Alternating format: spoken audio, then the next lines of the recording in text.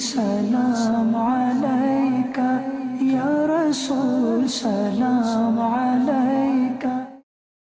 حضور نے فرمایا من زارا تربتی وجبت لہ شفاعت،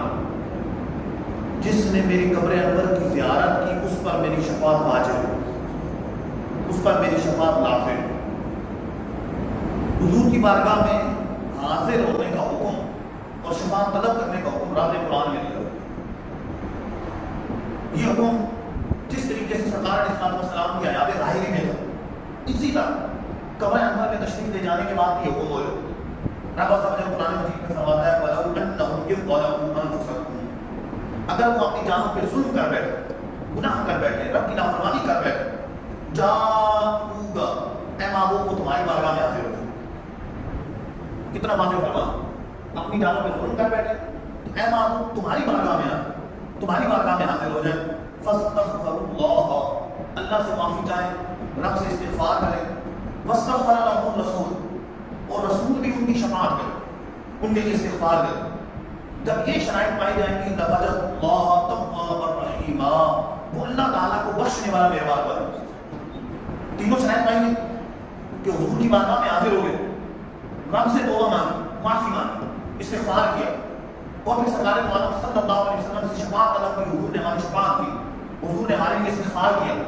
تو رب کیا فرماتا ہے اگر یہ شرائط پائی جائے لوجدوا اللہ توابا رحیما، تو اللہ تعالیٰ کو بخشنے والا مہربان ہے، رب ان کی بخشش فرما دے، ان کی مغفرت فرما دے۔ اس اہتمام کے تحت اعلیٰ حضرت امام اہل سنت نے بھی لکھا، قاضی اعظم مالکی رحمہ اللہ نے بھی لکھا شفا شریف میں کہ حاضری کی تین صورتیں۔ ایک حاضری کی صورت یہ ہے کہ حضور آیات ظاہری کے ساتھ تشریف فرما ہے، کسی سے کوئی غلطی فساد ہو گئی، کوئی مسئلہ آ گیا، کوئی معاملہ ہو گیا، وہ حضور کی بارگاہ میں حاضر ہو۔ اور دوسری صورت یہ ہے کہ حضور نے مثال ظاہری فرما لی، قبر انور کے اندر موجود ہے، تو اب اگر کوئی معاملہ ہوتا ہے تو روزہ انور پر حاضر ہو۔ اور تیسرا یہ ہے کہ روزہ انور پر بھی حاضر نہیں ہو سکتا تو آنکھیں بند کر لیں، توجہ کر لیں حضور کی طرف، مدینے کی طرف توجہ کر لیں، توجہ کر کے حضور سے شفاعت طلب کریں، حضور کو وسیلہ بنائیں، رب کی بارگاہ میں حاضر کریں، انشاءاللہ عز و جل اس کو اپنی مناد حاصل ہوگی، رب اس کی بخشش فرمائے۔ یہ تینوں صورتیں آیات ظاہریہ حضور کی بارگاہ میں حاضر ہو، جہاں حضور کی بارگاہ میں آنا، اگر دنیا سے پردہ فرما کے تو روزہ انور پر حاضر ہو، اگر اتنی استطاعت نہیں، اتنی مال نہیں ہے پاس کہ وہاں روزہ انور پہ حاضر نہیں، تو اگلی صورت یہ ہے کہ حضور کو وسیلہ بنائے، حضور کی طرف توجہ کرے، حضور کو وسیلہ بنائے، وسیلہ بنا کر اپنی بخشش چاہے تو اللہ تعالیٰ اس کی بخشش فرمائے۔ وَلَوْ أَنَّهُمْ إِذْ ظَلَمُوا أَنفُسَهُمْ، اگر وہ اپنی جانوں پہ ظلم کر بیٹھے، جاءوکَ، اے معبود آپ کی بارگاہ میں حاضر ہو، آپ کی بارگاہ میں آ جائیں، فاستغفروا اللہ، رب سے استغفار کریں، رب سے معافی چاہیں، واستغفر لهم الرسول، اور رسول بھی ان کے لیے استغفار کرے، ان کی بخشش چاہیں، ان کی شفاعت کرے، لوجدوا اللہ توابا رحیما، تو اللہ تعالیٰ کو بخشنے والا مہربان ہے۔ زمانہ رسالت سے لے کر تابعین، طبقہ تابعین، بعد کے بزرگ، ہر زمانے میں اس آیت پر عمل رہا، صحابہ اس آیت پر عمل کرتے تھے، کوئی معاملہ ہو جاتا حضور کی بارگاہ میں حاضر ہو جاتے، حضور کی معاملہ ہو گیا، یہ معاملہ ہو گیا، غلطی ہو گئی۔ حضرت ابو لبابہ رضی اللہ تعالیٰ عنہ کا واقعہ بڑا معروف ہے، اس آیت کے تحت مفسرین نے لکھا ہے، کتب حدیث کے اندر موجود ہے۔ حضرت ابو لبابہ رضی اللہ تعالیٰ عنہ غزوہ بنی قریظہ کے موقع پر ان کے ساتھ کوئی معاملہ پیش آیا، حضور کے سفیر بن کر گئے، اپنے اہل و عیال کو بچانے کے لیے انہوں نے اشارہ کوئی بات ایسی کر دی کہ وہ کچھ اطلاع دے۔ بعد میں اپنا احساس ہوا، قرآن مجید کی آیت بھی نازل ہو گئی کہ اللہ اور اللہ کے رسول کے ساتھ خیانت کر رہا ہے۔ انہیں جب اس بات کا احساس ہوا تو پھر انہوں نے مسجد نبوی میں آ کر ستونوں کے ساتھ اپنے آپ کو باندھ دیا۔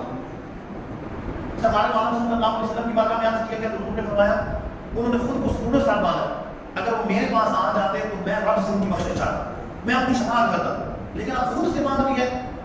خود سے اپنے آپ کو باندھ لیا، لہٰذا وہ رب تعالیٰ کی طرف سے معافی نامہ آئے گا تو ہی کھولوں۔ 7 دن تک ستون سے اپنے آپ کو باندھے رکھا، خشیداری ہو گئی، اور یہ بھی اہم کیا تھا کہ کچھ کھاؤں گا پیوں گا نہیں، نہ کچھ کھاؤں گا نہ کچھ پیوں گا، اسی حالت میں رہوں گا جب تک مجھے معافی نہیں مل جاتی یا میں دنیا سے چلا نہیں جاتا۔ 7 دن تک کچھ کھایا پیا ہے، ان کے اہل آدھوں کو غذائے عادت وغیرہ کے لیے ضروریات پوری کرتے، باقی 7 دن تک اس سکون سے بنے، کچھ کھایا نہیں، کچھ پیا نہیں، کچھ چکھا نہیں، 7 دن خشیداری ہو گئی، اور پھر رب کی طرف سے ان کی توبہ کا اعلان ہوا، قرآن مجید میں توبہ کا حکم نازل ہوا، رب کی طرف سے اعلان ہوا۔ جب انہیں اتنا ملی تو کہنے لگے میں اس وقت تک نہیں کھولوں گا جب تک حضور اپنے ہاتھوں سے آ کر نہیں کھولے۔ سرکار عالم صلی اللہ علیہ وسلم خود تشریف لائے، اپنے ہاتھوں سے ان کی رسیاں کھولے تو یوں وہ آزاد۔ تو یہاں حضرت ابن عمر رضی اللہ تعالیٰ کو اپنی غلطی کا احساس ہوا